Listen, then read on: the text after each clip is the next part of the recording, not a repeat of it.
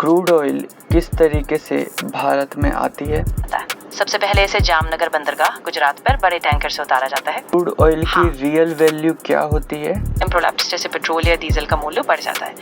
Oil की कीमतें कब बढ़ती हैं और कब घटती हैं? वैश्विक आपूर्ति और मांग, जियोपॉलिटिकल तनाव, मौसम के कारक और ओपेक जैसे संगठन के फैसले। क्या कारण है कि भारत जैसे देशों में तेल नहीं निकलता? तेल की कहानी बहुत पुरानी है। शुरू में लोग इसका इस्तेमाल रोशनी के लिए करते थे, जैसे कि लैंप्स में या फिर हीट देने के लिए।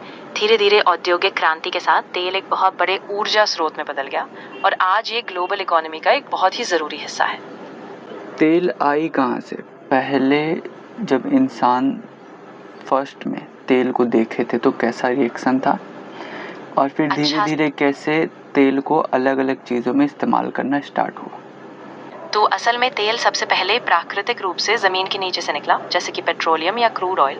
शुरुआती इंसानों ने इसे बस सतह पर तैरते हुए पदार्थ या चट्टानों में भरा हुआ देखा था, लेकिन धीरे धीरे जब उन्होंने इसे गर्म करने, रिफाइन करने और ज्वलनशीलता के लिए इस्तेमाल करना सीखा, तब इसका उपयोग रोशनी, गर्मी और बाद में इंजन ईंधन के रूप में बढ़ने लगा।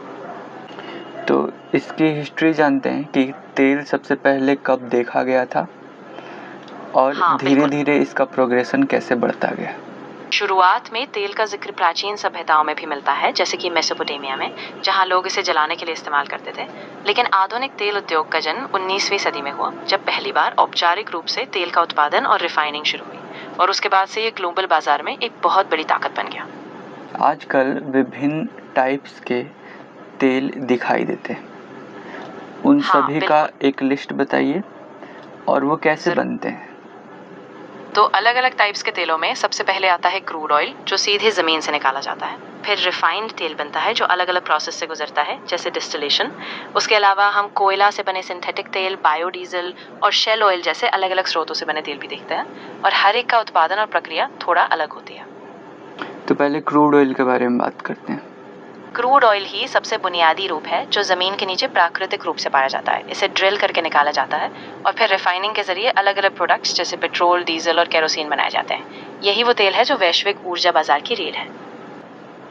रिफाइन करके पेट्रोल, डीजल और केरोसिन बनाए जाते हैं, तो ये कब कब निकलती है? ये जो रिफाइनिंग प्रक्रिया है, ये आज से लगभग 19वीं सदी के आखिर में शुरू हुई थी। पहली बार तेल को बड़े पैमाने पर डिस्टिल करके अलग अलग फ्यूल्स बनाए गए, और तब से तेल के उत्पादन और रिफाइनिंग में लगातार सुधार होता गया है, जिससे हम समय के साथ अलग अलग तरह के ईंधन और उत्पादक बना पाए हैं। जब क्रूड ऑयल की रिफाइनरी होती है